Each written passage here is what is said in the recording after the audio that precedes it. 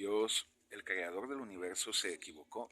¿De qué habla la gente cuando hace referencia a que hay errores en la Matrix? ¿Qué es esa cosa llamada Matrix y cómo los cristianos podemos abordar esta temática desde una perspectiva bíblica, un tema tan en boga propio de la posmodernidad? Permítanme hacer esta breve propuesta teológica sobre este asunto a partir de lo que dicen las escrituras. En principio, hay que partir de que la palabra matrix no aparece en la Biblia, es una palabra de origen latín y se remite más al medievo tardío, matrix como tal, que tiene su etimología en mater, mater en términos de útero, de matriz, de origen, y el sufijo ix hace referencia a una palabra femenina. Entonces, cuando nosotros, por ejemplo, leemos Job, capítulo 3, versículo 11, que dice que por qué no fue muerto desde la matriz, pues nosotros lo entendemos perfectamente en términos de traducción, pero cuando se hizo la traducción del hebreo a la Vulgata latina, ni siquiera se utilizó la palabra matriz como tal. Nosotros, por ejemplo, cuando escudriñamos la escritura, observamos que la palabra que hace referencia en el latín, en la traducción de la Vulgata latina, para referirse a matriz es vulva. Ahora bien, eso no significa que no haya conceptos en la Biblia que se asemejen a la palabra Matrix, que se popularizó a partir de la película de 1999 en el imaginario colectivo, en la cultura de masas. Hay algunas palabras que pudiesen asemejarse a esa noción y primero vamos a discriminar una palabra que aparece en Génesis 1.1, que es Heres, Heres, que hace referencia a la tierra. Heres hace referencia a la tierra y aparece en Génesis 1.1 cuando el creador, Elohim, crea los cielos y la tierra. Ahora bien, hay una diferencia entre la palabra Heres y la palabra Tevel. Tevel nos habla ya de un sistema, de una forma de ordenación sobre un sistema mundial en donde habitan los seres humanos. Hace referencia al mundo como tal, a un sistema mundo, y lo podemos encontrar en las escrituras. El libro de Samuel, capítulo 9, versículo 8, dice, y él juzgará al mundo con justicia y juzgará a los pueblos con rectitud. ¿Sí? Lo podemos encontrar en estos versículos que hacen referencia al Tevel, al mundo, un mundo que a diferencia del Erest tiene una connotación más de índole social, sociocultural, un sistema mundo de habitabilidad en donde hay sujetos, leyes, normas, personas, en donde hay sociedad como tal. Y esta palabra, Tebel, es importante porque la podemos vincular con la noción de cosmón, con la palabra cosmón, que ya es de origen griego. Y esto es importante porque la palabra cosmón como tal tiene implícita la noción de orden, de un mundo ordenado, que es contrario a la noción de caos, que es una palabra también de etimología griega. El caos es lo contrario al cosmón. El cosmón no solamente es el mundo, sino el orden, es una forma de ordenación de las cosas.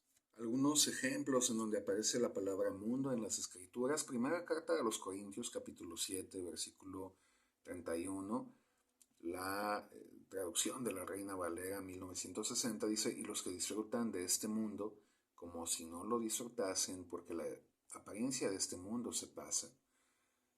Aquí vemos la palabra cosmón, cosmos, ¿sí? Cosmou, mundo. Por ejemplo, podemos observar lo que dice el texto de Mateo, capítulo 5, versículo 14. Vosotros sois la luz del mundo. Una ciudad asentada sobre un monte no se puede esconder. Aquí de nuevo vemos la palabra cosmou. Cuando hablamos de la noción de mundo, entonces es interesante la interpretación que algunas doctrinas hacen sobre el sistema de cosas, el sistema general de cosas, el sistema de cosas, que es un concepto que viene muy ad hoc con la teoría general sistémica de Tlalcott Parsons, de la sociología, y en ese sentido la palabra cosmón tiene esa profundidad en cuanto a la concatenación, al orden de las cosas, pero también hay un aspecto indescifrable, implícito en la noción del mundo, del orden de las cosas, como lo podemos observar en el diálogo que tiene Dios con Job, en donde le cuestiona si él tiene conocimiento de cómo se dan los fenómenos físicos en su detalle. Este aspecto indescifrable de la obra del Creador lo podemos ver en algunos textos bíblicos. Por ejemplo, en Eclesiastés 8:17, cuando dice, y vi toda la obra de Dios, decidí que el hombre no puede descubrir la obra que se ha hecho bajo el sol. Aunque el hombre busque con afán, no la descubrirá, y aunque el sabio diga que la conoce, no puede descubrirla. También lo podemos observar en la primera carta a los Corintios, capítulo 13, versículo 12, en donde dice que ahora vemos por espejo obscuramente, mas entonces veremos cara a cara. Ahora conozco en parte, pero entonces conoceré como fui conocido. Como hipótesis bastante personal, creo que esa indescifrabilidad del mundo tiene relación con el pecado original, cuando en Génesis 2:17 Elohim le menciona a Adán y Eva, dice del árbol del conocimiento del bien y del mal no comerás, porque el día que de él comas ciertamente morirás. Hay algunos estudiosos de la Biblia desde una perspectiva materialista de la historia psicoanalítica, como por ejemplo la de Eric Fromm, que ve en el pecado original el primer acto de desobediencia, y desde una perspectiva evolutiva el nacimiento de la humanidad como tal. Pues como cristiano no lo puedo ver de ese modo. Creo que en efecto hay un acto de desobediencia que deriva en el pecado original. Y es aquí en donde creo que podemos entender por qué hay ciertas distorsiones que algunas personas advierten se dan en el mundo, y estas distorsiones se pueden calificar como errores en la Matrix. Por ejemplo, si vemos Génesis 3:17, podemos observar que una de las consecuencias de haber desobedecido a Dios es la maldición de la tierra, ¿sí? La maldición de las condiciones generales de vida para la pues, supervivencia cotidiana. Esta maldición tiene que ver con una serie de dificultades, pero también que la imperfección de los seres humanos al desobedecer a Dios con respecto al pecado original, esa desobediencia y esa imperfección consecuente contaminó también al mundo, una imperfección que se palpa en algunos aspectos del mundo que, de acuerdo con las escrituras, es controlado, ¿sí?, por el maligno. Hay alguien que es quien gobierna este mundo, este sistema.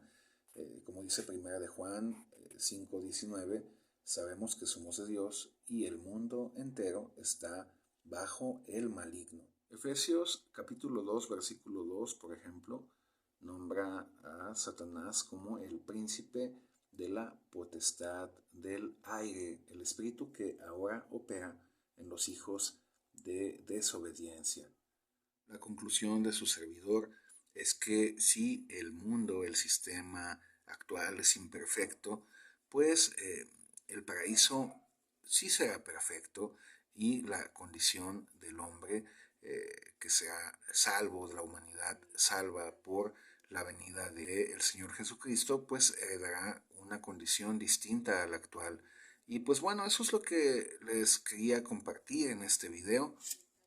Recuerdo que su servidor pues, no es teólogo profesional.